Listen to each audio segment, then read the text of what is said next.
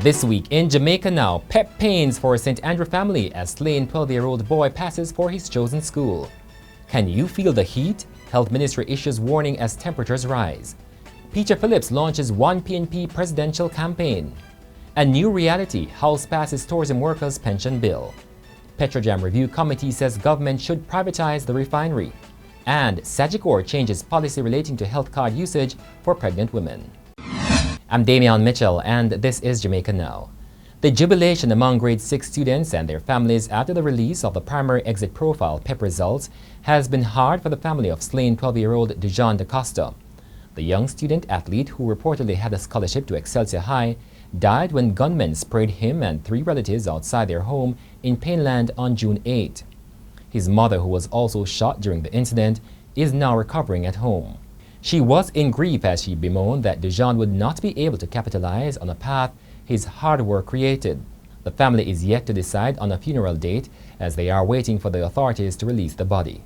The Hunts Bay police are appealing for information as they continue to probe the incident. The Health and Wellness Ministry is urging Jamaicans to take precautionary measures to reduce exposure to heat and limit the serious effects it can have on the body. According to the ministry, the rising temperatures are harmful and potentially fatal. The public is being advised to take precautionary measures to reduce exposure to heat and limit the serious effects it can have on the body. Heat-related illnesses include heat exhaustion, heat rash, muscle cramps, and the most severe illness, heat stroke. Heat stroke may be fatal. Extreme heat stress may also worsen or trigger crises in some medical conditions such as diabetes, hypertension, and sickle cell disease. The Andrew Holness-appointed Petrojam Review Committee has proposed that the government get out of oil refinery operation and instead turn it over to the private sector. It's one of 12 recommendations contained in a 39-page report prepared by the committee chaired by businessman Chris Zaka. Zaka detailed the recommendations at a press conference at Jamaica House on Thursday afternoon. The committee has also recommended that in the short term, Petrojam make every effort to maximize the processing of sweet crude oil to reduce heavy fuel oil production. This is because Petrojam will take a hit when its largest consumer, the Jamaica Public Service Company, switches from using heavy fuel oil to liquefied natural gas to produce electricity. At the same time, come January 2020, a climate change treaty to which Jamaica is a signatory will restrict high-sulfur heavy fuel oil being sold to the maritime shipping sector. Incumbent People's National Party PNP President Dr. Phillips has kick-started his bid to be re-elected. Phillips will be challenged by Manchester Central MP Peter Bunting during the party's annual conference in September. On Thursday, Phillips had the backing of his 4 vice presidents and other party officials as he launched his One PNP Powerful Together campaign. So I want a man with an ironclad integrity. That's Peter Phillips. That's Peter Phillips. That's why I support him. I'm not supporting Peter because Peter is my friend. I support Peter Phillips because he deserves to be leader of the party and deserves to be Prime Minister of Jamaica. I am here with the Peter that never left this party even when he was sad about what happened to him. I am here with the Peter that don't count, worse disclose what he give to the party. By the grace of God and our hard work together, we will build a new Jamaica as one PNP. We are powerful together and victory is assured. The House of Representatives has now passed the Tourism Workers' Pension Bill, which seeks to establish a defined contribution pension scheme for hospitality industry workers. The bill, which was piloted by Tourism Minister Edmund Bartlett, was passed with 11 amendments. Bartlett said the scheme will be the largest single pension plan in Jamaica and arguably the Caribbean, and a landmark development for the country's workforce. The pension scheme will require mandatory contributions by workers and employers with benefits payable at age 65 years or older.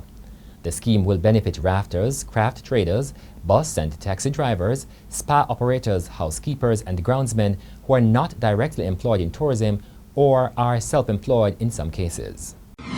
To a follow-up story now, the United States Coast Guard has denied that the 5 Jamaican fishermen who were detained on the high seas for 32 days were held in inhumane conditions. The American Civil Liberties Union has filed a lawsuit on behalf of 4 of the 5 fishermen who said they were captured by the U.S. Coast Guard, stripped naked, made to lie in feces, and chained by their ankles to metal cables.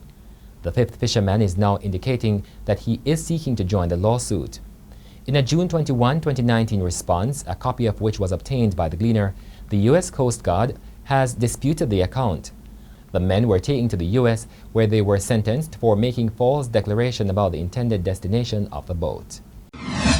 Jamaica's largest health and life insurance company, Sagicor, has announced its intention to allow pregnant women to pay upfront for prenatal services using their health cards. The Sunday Gleaner had first raised concern in March 2018 about the policy that requires pregnant women to pay by cash for medical services such as doctor's visits, ultrasounds, and lab tests, and then claim on the insurance company afterwards. The matter was again brought to the forefront recently when President of the Nurses Association of Jamaica, Carmen Johnson, said women had been complaining that their health cards were not very useful during pregnancy. And that's it for this edition of Jamaica Now, your weekly review of the big news stories. Send us your comments at onlinefeedback@gleanerjm.com. You may tune in to Power 106 FM for regular updates. Follow us on Twitter and Instagram at Jamaica Gleaner and on Facebook at Gleaner Jamaica. I'm Damian Mitchell, and before we go, a religious group this week protested near the office of the Prime Minister against child violence and lewd music. Here are the highlights. Killing our children! Stop killing our children! Stay for Jamaica! Stay for Jamaica! Stay for Jamaica! We are out here this morning in the Time Out for Jesus Worldwide Ministries and myself to protest against taxi rape, taxi dismemberment, taxi murder, and taxi abduction of our citizens, and especially young school girls. We are also protesting against the reckless use of the road, and I personally I'm really very, very hurt about how route taxi operators, minibus operators, and coastal bus operators play dirty music, what I call dirty music, on our public transport system. But we are out here today hoping that some change will be made, and we are not stopping here. We are going to take this island wide, and I am even going to go into representational politics if I have to change things.